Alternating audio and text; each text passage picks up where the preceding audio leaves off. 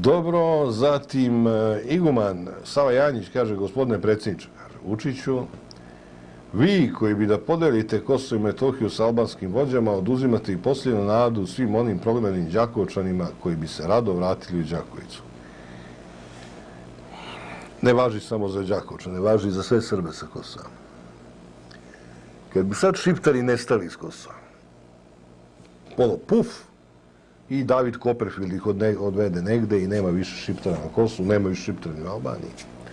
Šta vi mislite, koliko bi se Đakovčana, Prizrenaca, Prištevaca, kako god hoćete, vratilo tamo? Šta sad mislite, kolona bi se obrazovala? Vratili bi se oni onako, da obiđu groblja, posede dan, dva po kafanama i nazad u Beograd da čuvaju Kosovo. Sava Janjić tu ozbiljno greši ili se pravi, ja večno mislim da nije naivan, ali pravi se naivan. Kao sad, sprečili ste milion Đakovčana da se vrate u Đakovicu na taj način što ste uradili ovo što ste uradili, a oni stoje na granici u hiljadama i čekaju šta će Vučić da uradi pa da se vrate u svoju Đakovicu. Ljudi već imaju druge živote. Deca im već idu ovde u školu, ovde imaju nekretnine, ovde rade u državnoj službi. Oni ne vole drugačije, oni vole državnu službu. Uopšte generalno Srbi van Srbije najviše vole državnu službu. I u celoj toj stvari niko se ne bi vratio, nekoliko staraca da dogore eventualno.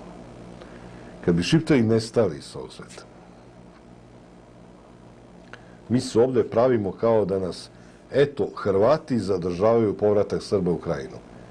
Kad bi se Hrvati svi selili od ovih krajišnika, 10% se ne bi vratilo tamo. Sa starosnom strukturom 50+. Isto važi i za Kosovo. Ko je jednom uvonjušio Beograd, to posebno važi, ajde da kažem za muškarce i žene, za žene posebno važi. Koja je jednom štiklice provozala po asfaltu beogradskom, to ne vrati više tamo, ni lanac bi pokidala da ne ide. Su priče. A mi mnogo volimo te priče. Ovi nam ne daju, ovi kad bi nas pustili, jao što bi se Krajina napunila kad bi Hrvati pustili. Pa kako bi se Kosovo napunilo Srbima kad bi Šiptari pustili. Najbolje bi bilo da Šiptari nestanu, da se Srbi vrate na ta imanja, pa da još jednom Šiptarima prodaju ovu istu zemlju koju su im prodali kad se Šiptari vrate. To je bilo najbolje, ali taj film izgleda više neće se daje. Izgleda da je odigrao svoje što ima da odigra i to je to. Zatim kaže Otadžbina, udruženje Srba sa Kosova i Metohije, kaže etničko razgraničenje koje Aleksandar Vučić predlaže samo je drugo ime za stvaranje velike Albanije. Ja uopšte ne kapiram i dalje, evo, Otadžbina očigledno zna, trust mozgova. Ja i dalje ne shvatam šta je etničko razgraničenje. Šta je taj predlog konkretno? Svi znaju da je to. Ja priznajem da nemam pojma. Kao što svi znaju, evo, to sam čuo priču, svi mi to pričaju kao... Dobar dan. Halo, dobar dan. Da? Radio? Jeste? Ako bi mogu da budemo uključeni u programu? Već ste u programu. Hvala.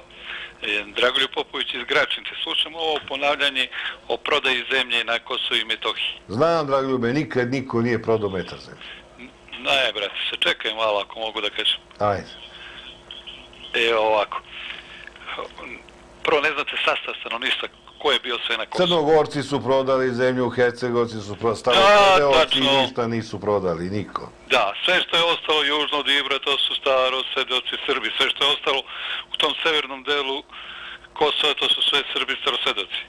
I izjednačujete nas koji nismo prodali, koji smo se borili za tu Srbiju, koji smo bili u Prvom Balkanskom i u Drugom Balkanskom i u Prvom svetskom ratu sa onima koji su ušli u Srbiju. I to je bezobrazluk što radiš, Milane, sram da te bude. Evo, sad sam se postideo, nemaš pojma. Što neću da važem zajedno s vama. To mi je strašno sad ovako neprijatno. Boradin kaže, bravo, ipak si smeo da cenimo protivnika. Kad smo mislili da mi sve možemo za 5 minuta obrišemo, da svakog da magarčimo, onda smo mi počeli da bijemo magarčini. Da smo Šiptare ozbiljno shvatali, a nije davno bilo, kad sam ja slušao priče to Šiptari, to je 15 minuta posla. Kako ti sad misliš jedan narod koji živi dole, milion ljudi, oslonjen na albansku granicu, znači ima oslonac, nije sam. Ti kao za 15 minuta reši nešto. Pa sad kao naša vojska može za 3 dana se vrati na Kosovo, sad više ne može. U nekom trenutku je možda mogla. Ali nije poenta u tome vratiti se na Kosovo, nego održati to. Englezi bi to mogli da rade, da okupiraju neko Kosovo i da ga drže sa 1000 vojnika. Sa 500 vojnika. S jednim bataljonom vojnika bi držali Kosovo jer bi plaćali razne fisove tamo da ratuju jedni protiv drugih, da našli bi način. Mi nismo taj tip okupatora i enigma je ozbiljna. Ne kaže pozdrav, jedne su i Mađarice bolje od Mađara, a što se tiče Kosova, Zapad mora nešto dati Srbiji u zamenu za Kosovo. Možda čak i jedan deo Kosova, a sad da li će to zadovoljiti Srbe, to je drugo pitanje. Što se tiče ovog slušalca koji se javio i kritikuo tebi, Milan, želim samo reći da niko nije više kao njegovi preci, pa tako nažalost i Srbi. Dobro, njegovo je da kaže, ja nisam ljut. On je tako jedan čovjek koji tako misli, ja sad ne mogu kažem da je, očigledno je, ja znam ljude koji su Srbi sa Kosova, ne Crnogorci, ne Hercegovci, Srbi sa Kosova, mislim, komšije su mi bili, ne jedna porodica. Ljudi koji su prodavali imanja po basnoslovnim ciframa, za naše prilike srpske. Za njujorške prilike to i nije tako mnogo, ali za ove naše srpske nevjerojatno.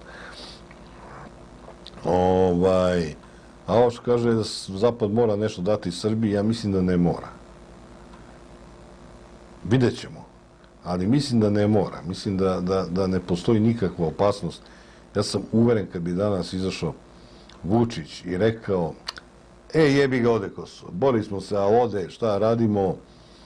Polovina Srba bi rekla, Srbi ne, borio si se kao lav, druga polovina bi rekla, kao baš me briga, gledam svoja posla. Ajde da narod živi, pusti sad Kosovo, da vidimo kako narod živi dobro i ti fazoni. Kaže, Mićo, pogledaj Milanče činjenicama oči, Zapad je odavno već pripremio, razradio i primenio svoj plan kako da za duži vremenski period Balkan prilagodi svojim potrebama. Pre svega, jeste da je kraj emisije, ali ovo je jače od mene, kaže ovaj slušao što se javi zalupi slušalicu i oličenje vođenih simpatizera i zato je ovako kako nam je. Posle što se bore misli moje. Čas volim ovaj narod, a ponekad cenzurisat ću se. Tako stvari stoje. Ja znam čovjeka, poznajem ga i lično. I on je uveren u tu priču koju priča. On zaista veruje u to. Ta priča nije činjenična, ali protiv vere nema argumenta, kao što protiv argumenta nema vere, to je tako. Na Balkanu, a nije u Evropskoj uniji. Ja sam sad imam ekskluzivno mišljenje za koje bi me, recimo, Dragoljub Popović pojao iz Gračanice. Moje mišljenje je ovako. Ako Kosovo treba da nam otmu, neka ga otmu celo. Jer ako pristanemo na delimična rešenja, mi smo saučesnici. A ako hoće ga otmu, neka ga otmu celo. I to je cela priča. I neka otmu celo i to je to. A ako počnemo se kurvamo nama ovoliko, vamo ovoliko, to je gotovo. Mi smo onda saučesnici. Pušćaj. Alo. Alo, dobar dan.